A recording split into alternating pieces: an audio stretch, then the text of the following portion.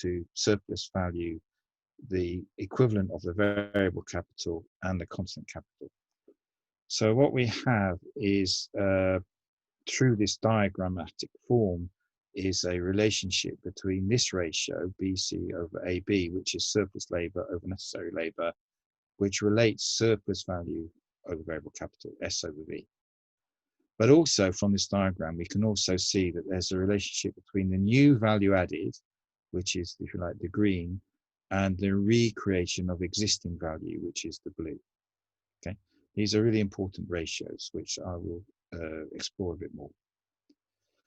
And what we very quickly now, what we looked at is the one way of increasing surplus value is to, for the capitalists, lengthen the working day. In the same rate of exploitation, the prolonging of the working day means that there's more surplus value being produced. Another 2 hours surplus labor, more money in the commodity form.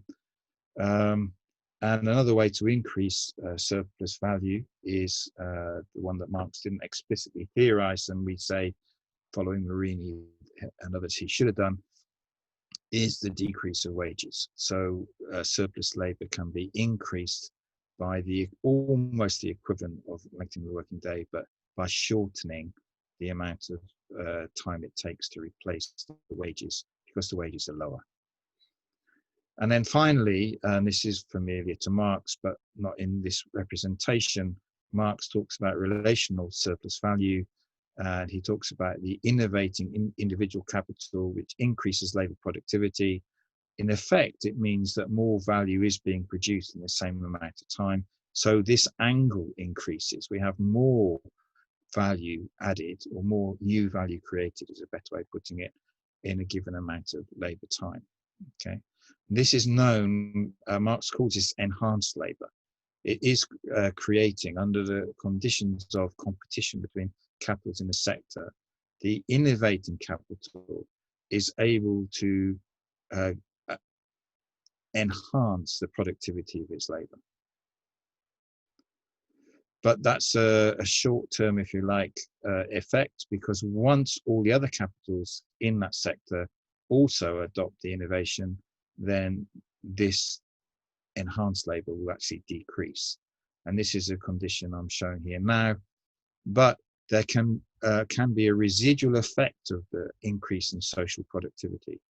Insofar as the commodities being produced themselves are consumed by workers, say their clothes or bread or, I don't know, buses rather than horse-drawn trams, for example, then it means that the same amount of consumption can be created by the expenditure of less social labor.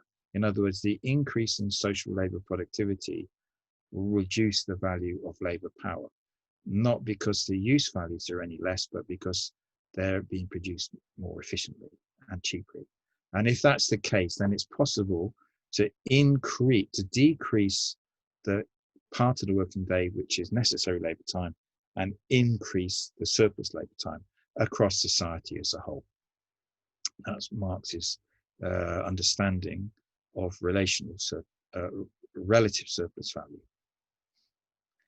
Now I want to bring in another diagram, and I hope that these are fairly intuitive.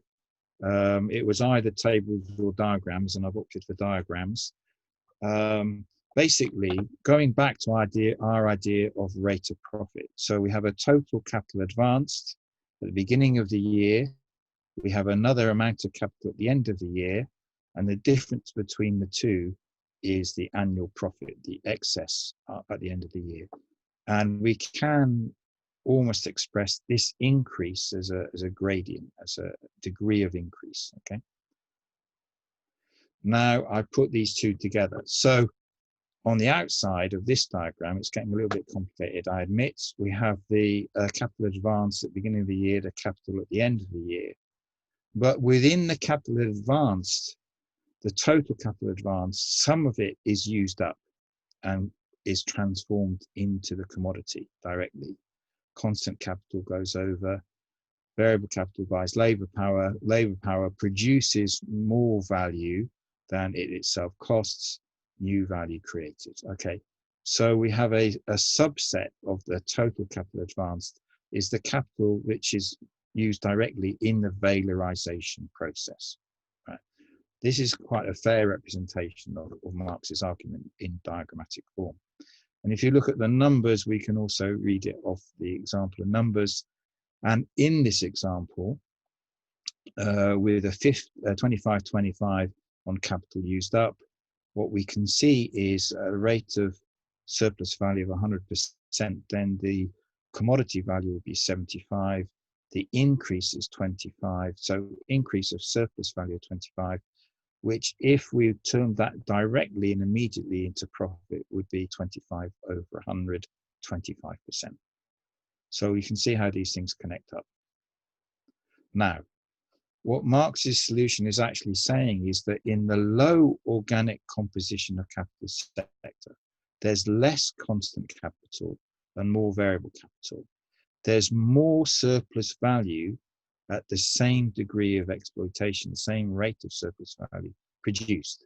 But in order to satisfy the equalization of the rate of profit, then the commodities will not sell for this amount, they'll sell for this amount. This amount here is the price of production, okay?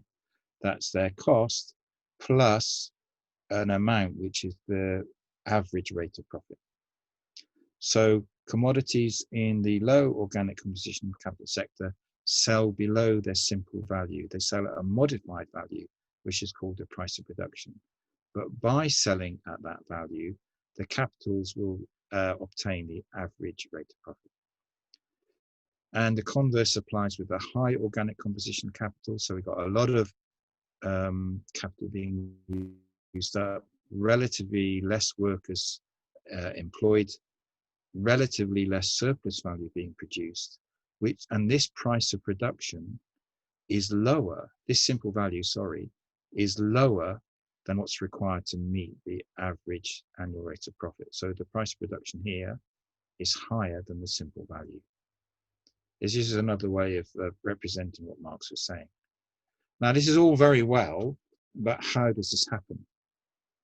And I would say this is completely a weakness of the literature. The literature in general tends to assume that there's some kind of redistribution from one sector to another as a transfer of surplus value. So the surplus value of the low organic composition of capital sector, this surplus value here gets transferred somehow to this amount here again, right? Gets transferred into the high organic composition. There is no bank account where some sectors pay in money and others pay out money. There's a real gap of understanding of how this actually takes place. Now, the variation between sectors of different organic compositions of capitals is, in my view, a differential conversion of the new value to the apparent value added. What do I mean by that? This conforms with what appears to be a transfer of surplus value, but it's not actually in that sense a transfer. There's no actual transfer mechanism. It's much more that there's a differential realization of the surplus value. So in other words, the surplus value produced in the low organic composition of capital sector does not realize as much profit as the surplus value produced in the high organic composition of capital sector. There's not a direct gearing. It's a variable degree of conversion. Now, this gives rise to false consciousness because the effect of the profit rate equalization, and remember, we're still talking about the same rate of surplus value here, is that there's more profit per worker in the high organic composition of capital sector than there is in the low organic composition sector. It would appear that the workers in the high organic composition, remember there's a lot fewer of them, are producing more profit per worker than the workers in the low organic composition, okay? And I think this gives rise to what we might call genuine illusions of higher labor productivity, because it would appear that the workers are producing more profit. And this in turn is, if you like, a trade union or false when you look at it from the perspective of the working class as a whole.